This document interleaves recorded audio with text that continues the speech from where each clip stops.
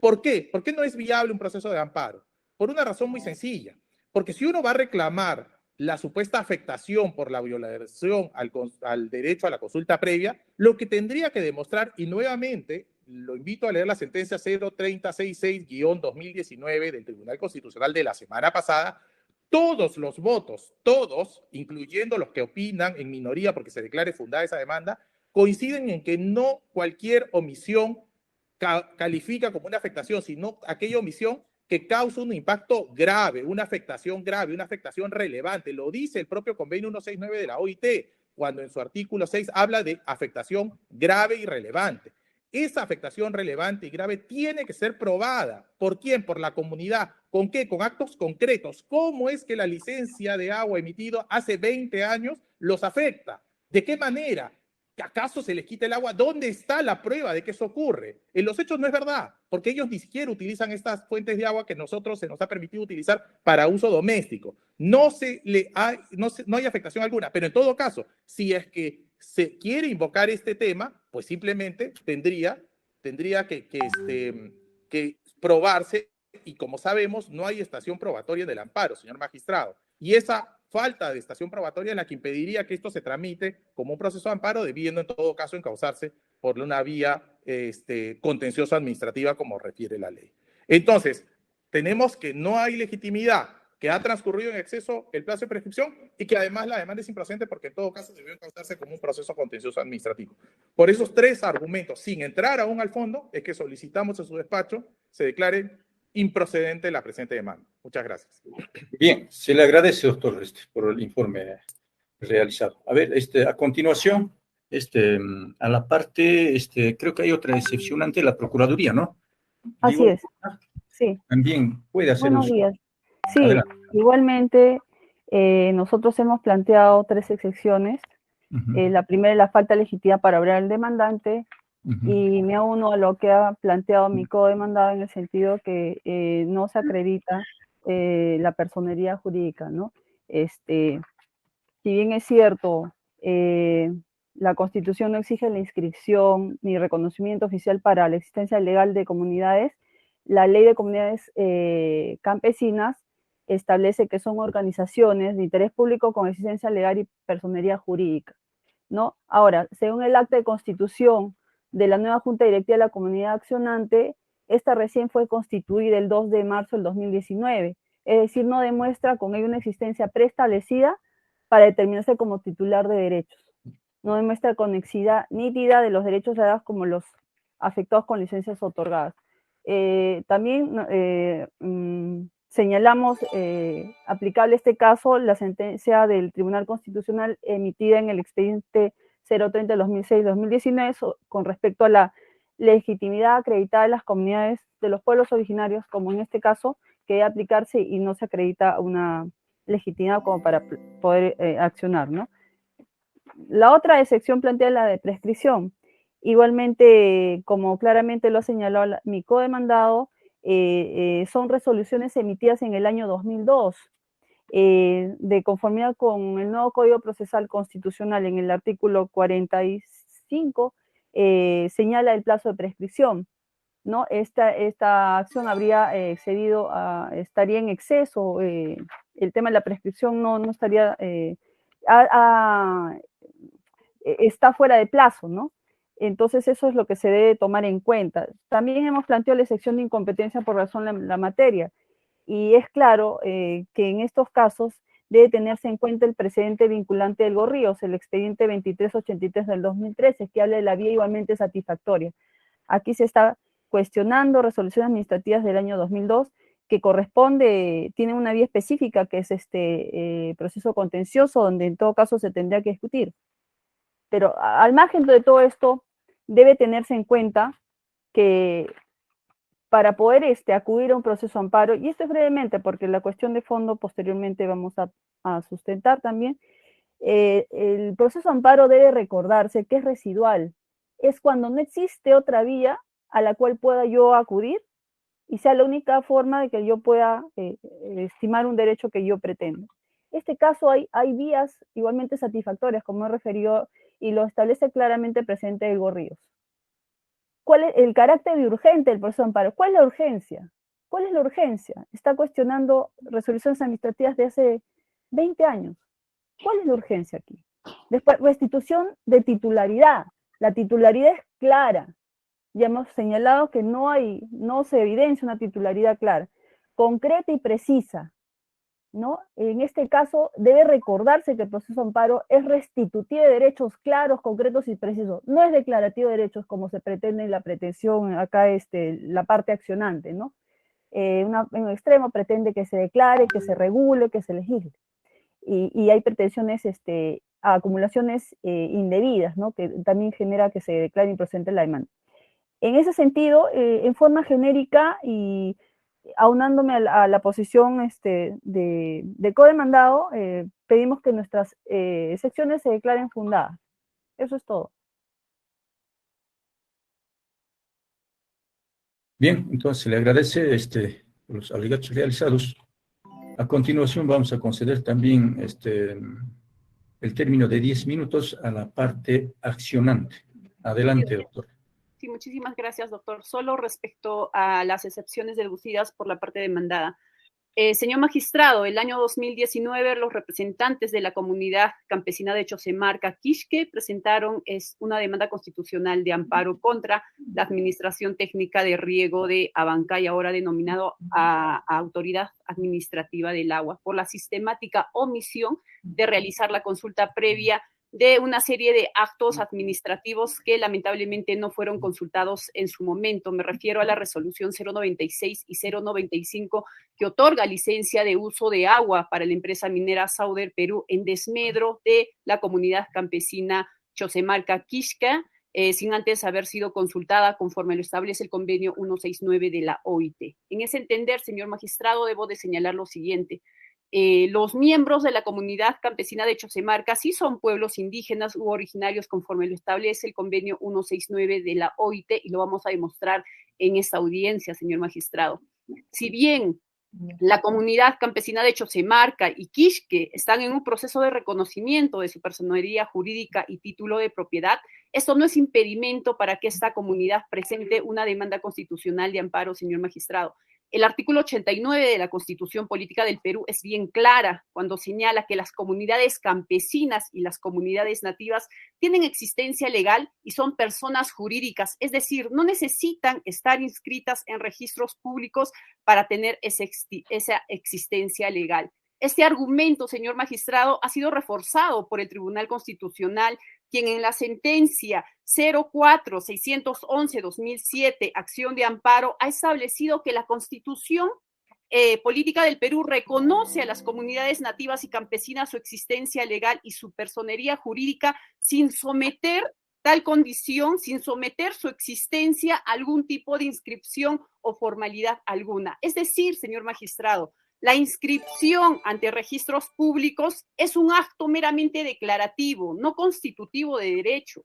Incluso en la misma sentencia, el Tribunal Constitucional ha señalado, señor magistrado, que cualquier miembro de una comunidad puede presentar una demanda judicial. En ese entender, señor magistrado, los miembros de la comunidad campesina de Chosemarca, Quisque, tienen legitimidad para presentar esta demanda constitucional de amparo. Consecuentemente, la excepción deducida de falta de legitimidad para obrar deducida por los demandados debe ser declarado improcedente. Es más, señor magistrado, incluso la Corte Suprema del Perú se ha pronunciado al respecto al señalar que para identificar a los pueblos indígenas y tribales no es necesario que previamente se encuentren en un registro o estén reconocidos mediante procedimientos meramente formales establecidos por el Estado, sino que estos pueblos cumplan con los requisitos establecidos en el convenio 169 de la OIT. ¿Y qué dice el convenio 169 de la OIT, señor magistrado? Que para ser considerados como pueblos originarios basta que se cumplan dos requisitos, el criterio subjetivo y el criterio objetivo.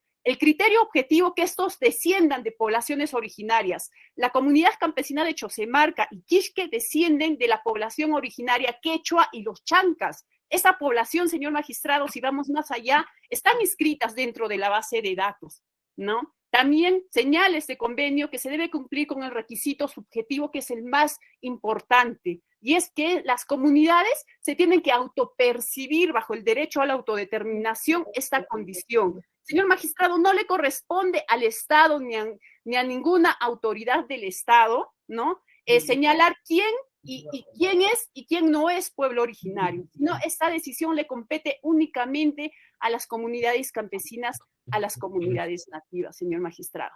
También se ha dicho, señor magistrado,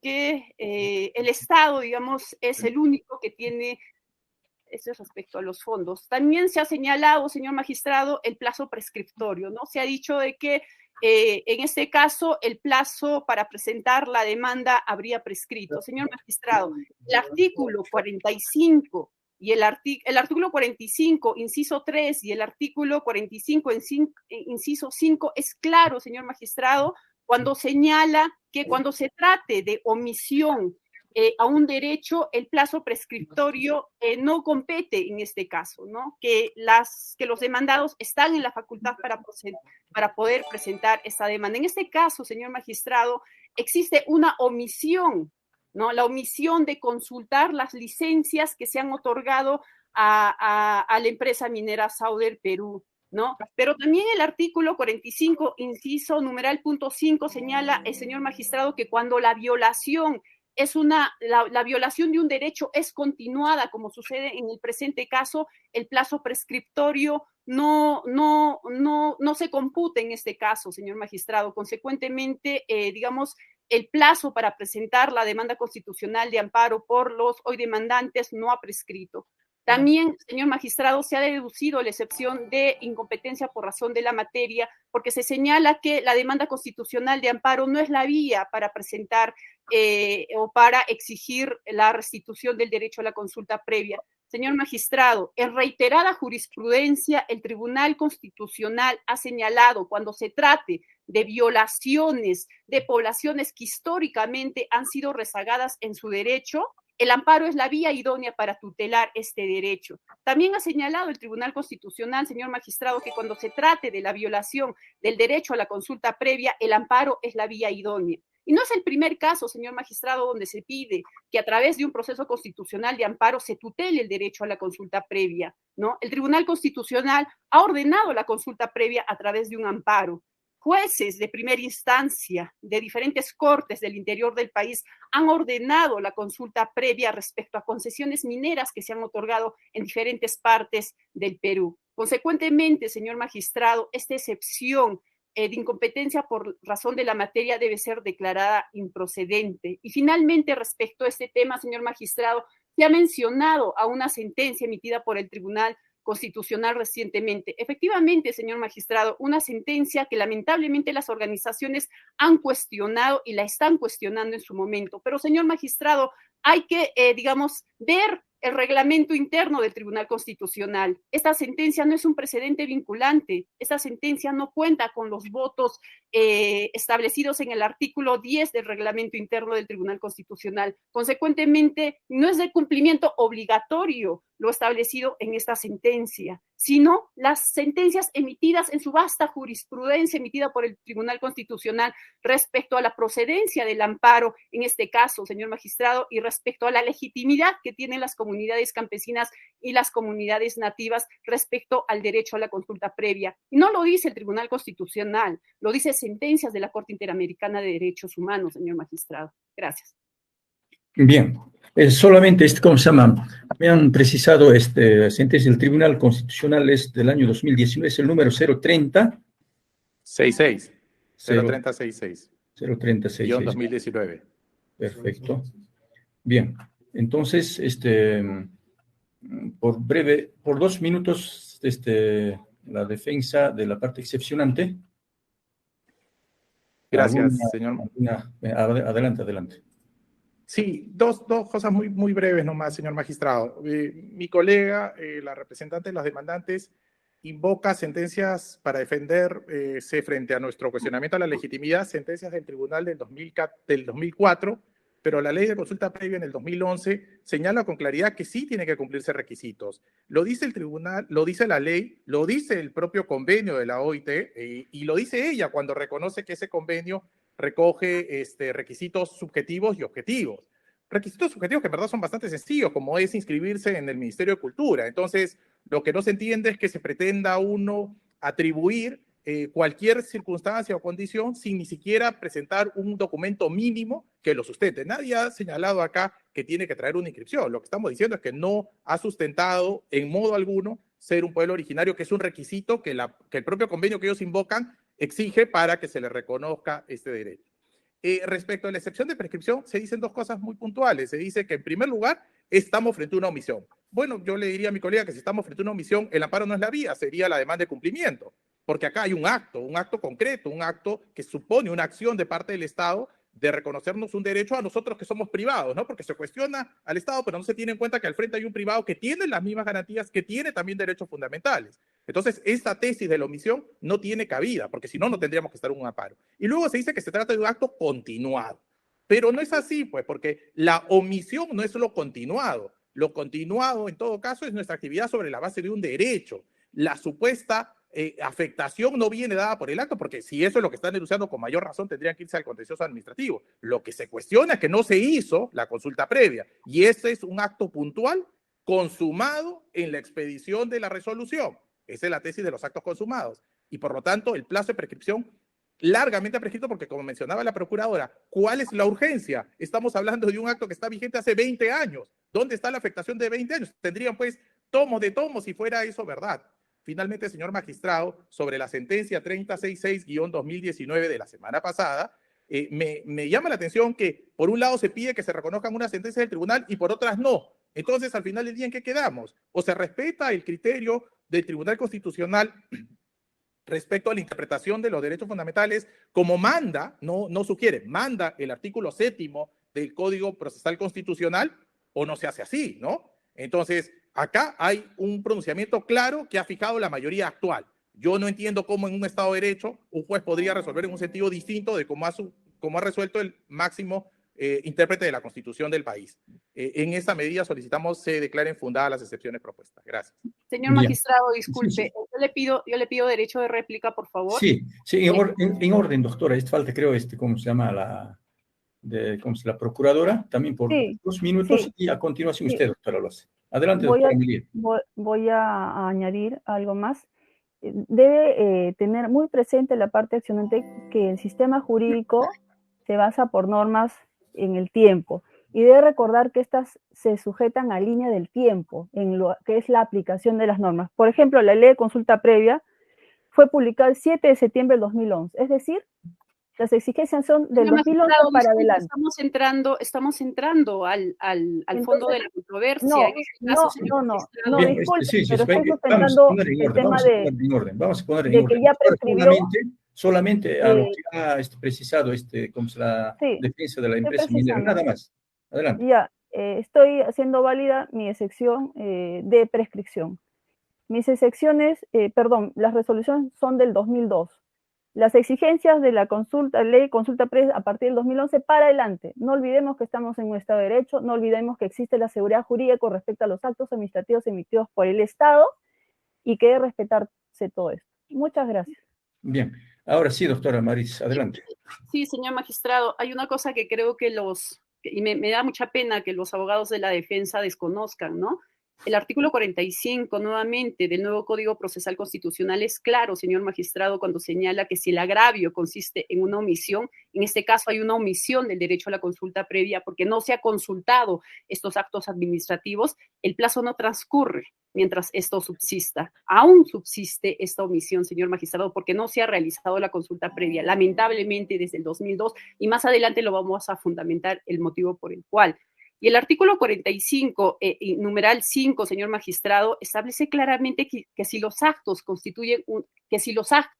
digamos que constituyen una afectación es continuada, el plazo se computa desde la fecha en que haya cesado totalmente su ejecución. En ese entender, señor magistrado, el plazo prescriptorio no transcurrirá mientras la afectación sea de naturaleza omisiva, como sucede en el presente caso, continuada y permanente, quedando subsistente el derecho de acción de los pueblos indígenas. Señor magistrado, en un caso similar a este, no es el único caso, señor magistrado. En el caso de la consulta previa de un lote petrolero, el juez del Cuarto Juzgado Constitucional de Lima resolvió declarar la nulidad de actos administrativos emitidos el año 2006 que no habían sido consultados.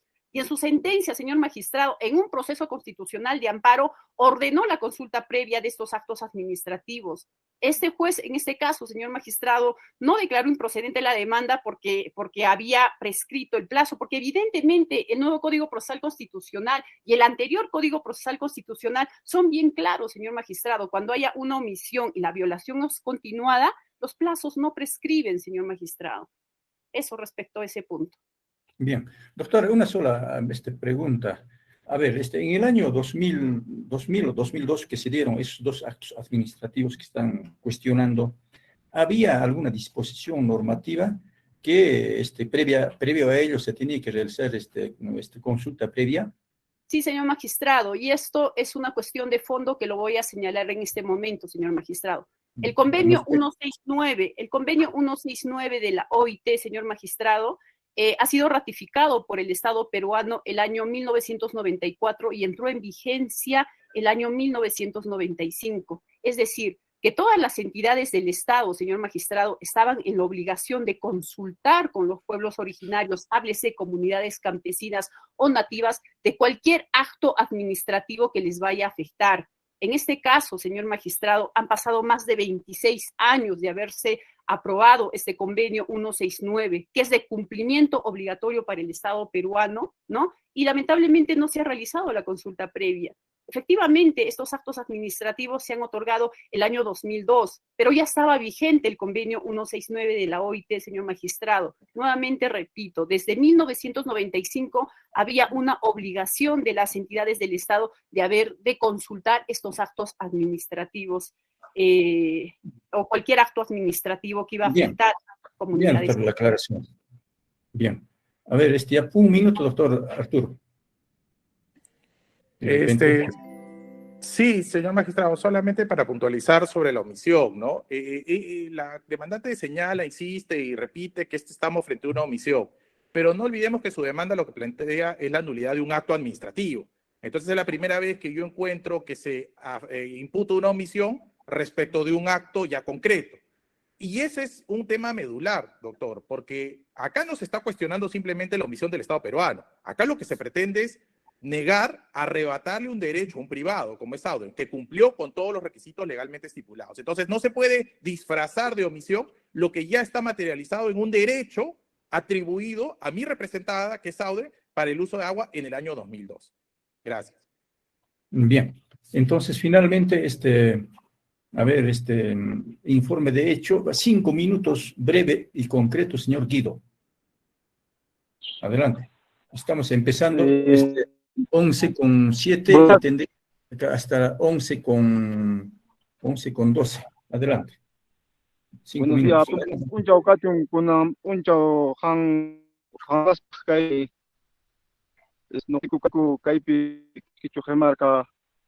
Comunidad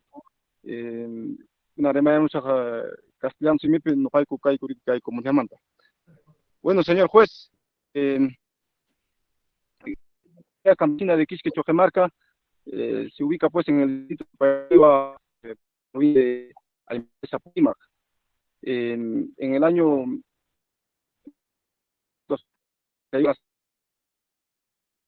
acérquese a su equipo, no le estamos escuchando.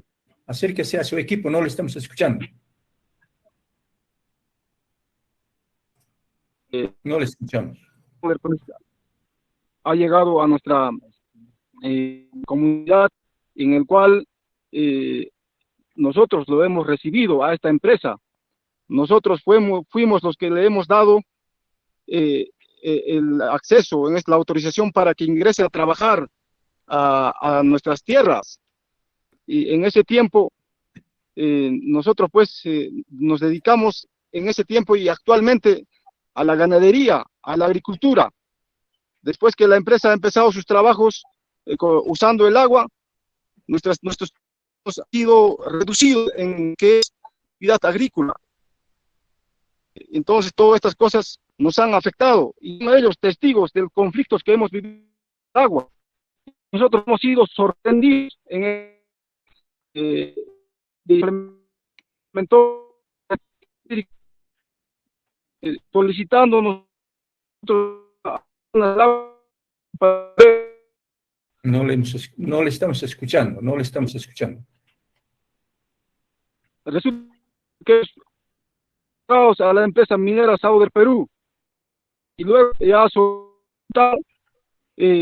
nos damos también con la sorpresa de que estos derechos habían sido otorgados en los manantiales, que y en este caso nos quiera dar o nos ha dado este ríos abajo, en la sequía, ya en los huaicos que discurren de este manantial.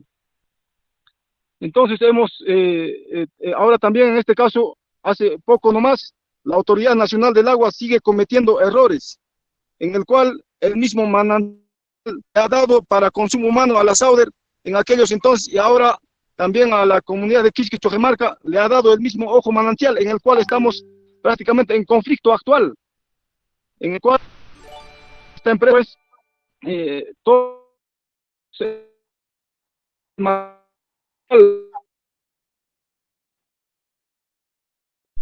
todo esto ser que hemos hecho, y el cual hay una investigación por este hecho, la Fiscalía de Chalhuanca. Entonces, señor juez, ahora con esta pandemia mismo,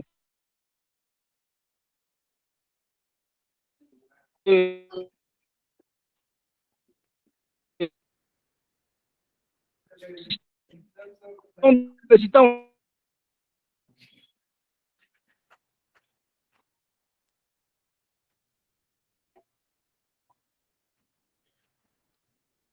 A ver, creo que ha concluido ya, señor Guido.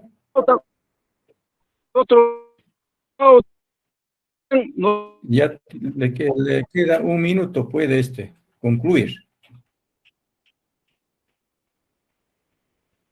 Sí, lamentablemente, señor magistrado, este es el problema que tienen las comunidades del acceso, digamos, a la comunicación, ¿no? Tanto Internet y medios. Sí, le entendemos, doctora, pero sí, en líneas generales hemos entendido lo que ha expresado el señor.